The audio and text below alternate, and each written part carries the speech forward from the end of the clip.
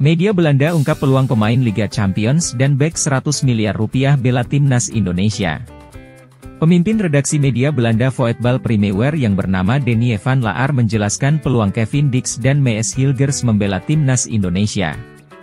Saya akan mengontaknya, untuk mengundang Mees dan Dix ke podcast, tapi saya akan jujur kepadamu, saya pikir Mees Hilgers masih berharap membela Belanda, ucap van Laar. Berbeda dengan Mees Hilgers, Kevin Dix disebut lebih gampang untuk dibujuk membela skuad Garuda. Sebab, dikatakan hasratnya memperkuat Belanda sudah tidak ada. Dix adalah pilihan bagus untuk Indonesia. Belanda sudah tidak ada dalam pikirannya dan itu mungkin tidak akan terjadi. Dia tahu itu dan memikirkan tentang Indonesia, tegas van Laar. Jika Kevin Dix dan Mees Hilgers bisa diproses naturalisasi, maka kekuatan skuad Garuda akan semakin bertambah. Diketahui Kevin Dix merupakan pemain yang berpengalaman di Liga Champions. Sedangkan Mees Hilgers adalah bek muda yang kini punya harga pasar sebesar 104,29 miliar rupiah.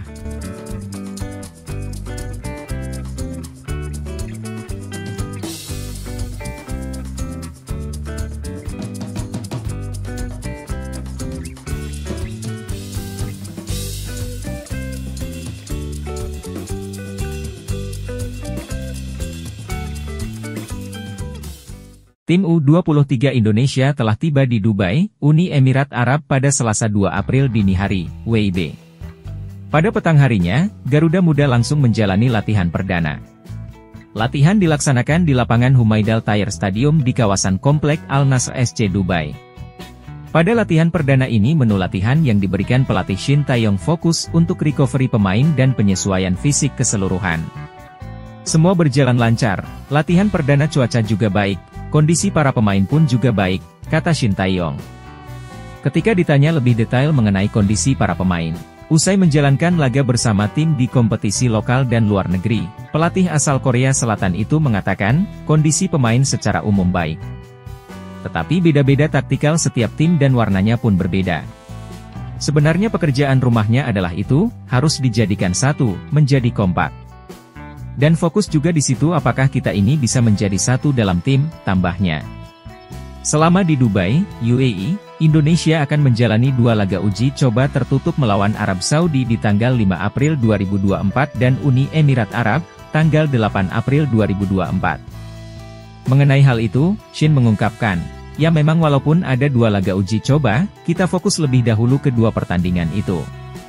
Namun, fokus utama kita adalah pertandingan perdana melawan Qatar pada 15 April. Pertandingan pertama di Piala Asia nanti. Jadi ya fokus kita adalah bagaimana meningkatkan fisik pertandingan para pemain, dan kekompakan mereka selama di 2 laga uji coba nanti, tuturnya. Dalam tim juga masih menunggu beberapa pemain yang bermain di kompetisi luar negeri. Untuk Ivar Jenner dan Rafael Struijk akan sampai besok, Arhan di tanggal 4. Untuk Justin Hubner dan Nathan Choyaon sampai saat ini belum ada kepastian, jadi harus lihat situasi terlebih dahulu, tutupnya.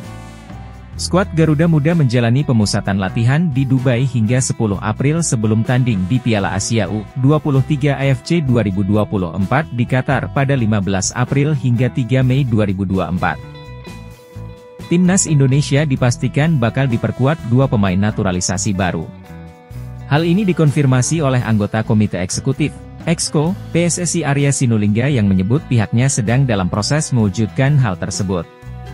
Soal pemain naturalisasi sesuai kata Pak Ketua Umum PSSI, Erick Thohir, mudah-mudahan akan ada 2 pemain yang kami proses dalam waktu dekat, ujar dia saat ditemui di GBK Arena, Senayan, Jakarta Pusat, Selasa, 2 April 2024. Arya mengatakan PSSI sedang berusaha mendatangkan 2 pemain tersebut ke Indonesia agar prosesnya bisa berjalan lancar. Meski begitu, dia enggan membeberkan siapa kedua pemain yang dimaksud. Kami sedang mencari celahnya, siapa tahu ada bulan-bulan tertentu dia bisa pergi dari klubnya minta izin dan ini yang sedang diusahakan Pak Erick agar bisa datang ke sini dan prosesnya jalan, ucapnya. Saya nggak mau ngomong Kelvin Verdong. Begini yang pasti kalau dia belum sampai ke Indonesia kami enggak mau ngomong, kami enggak mau janji karena ada prosesnya. Sebelumnya, Kelvin Verdong dan Ula Romeni mengaku telah dihubungi oleh PSSI untuk menjalani proses naturalisasi. Kelvin bahkan sudah bertemu dengan pelatih timnas Indonesia Shin Tae-yong saat melakukan kunjungan ke Eropa memantau sejumlah pemain abroad. Arya enggan berbicara lebih lanjut mengenai kabar dua pemain yang akan dinaturalisasi tersebut. Ia hanya berharap prosesnya berjalan lancar karena sejauh ini menurut dia kehadiran pemain naturalisasi telah memberi dampak positif untuk timnas Indonesia.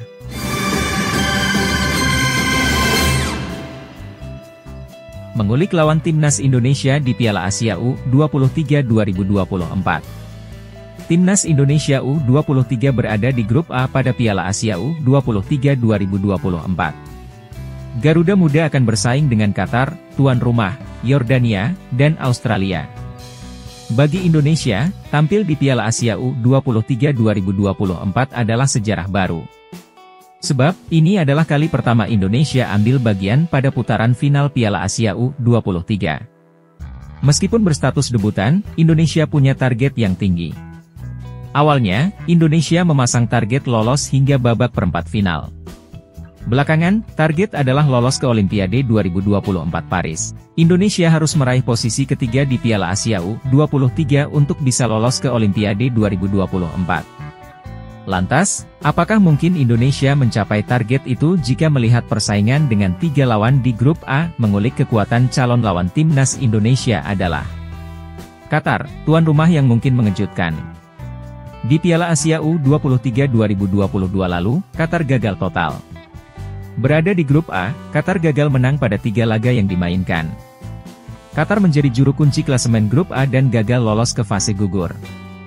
Namun, bukan berarti Qatar bisa dipandang sebelah mata. Qatar adalah tuan rumah. Di Piala Asia 2023, level senior, dengan status tuan rumah, Qatar tampil luar biasa dan merebut gelar juara. Catatan terbaik Qatar di Piala Asia U23 terjadi pada edisi 2018. Ketika itu, Qatar mampu lolos ke semifinal. Namun, mereka kalah dari Vietnam dan gagal melaju ke final. Yordania, langganan Piala Asia U23. Yordania belum pernah juara Piala Asia U23. Catatan terbaik Yordania adalah lolos ke babak semifinal pada edisi 2013 lalu. Ketika itu, Yordania gagal ke final lantaran kalah 0-1 dari Irak. Meskipun gagal ke final, Yordania mendapat gelar hiburan, yakni peringkat ketiga. Yordania meraih posisi ketiga usai menang adu penalti lawan Korea Selatan. Yordania merupakan pelanggan tetap Piala Asia U23. Dari 65 edisi yang sudah digelar, plus edisi 2024, Yordania selalu lolos ke fase grup. Pada edisi 2022 lalu, Yordania gagal lolos dari tahan grup. Australia, lawan berat di grup A, Australia juga tercatat selalu lolos ke putaran final Piala Asia U23. Edisi 2024 adalah partisipasi ke-6 Australia di Piala Asia U23.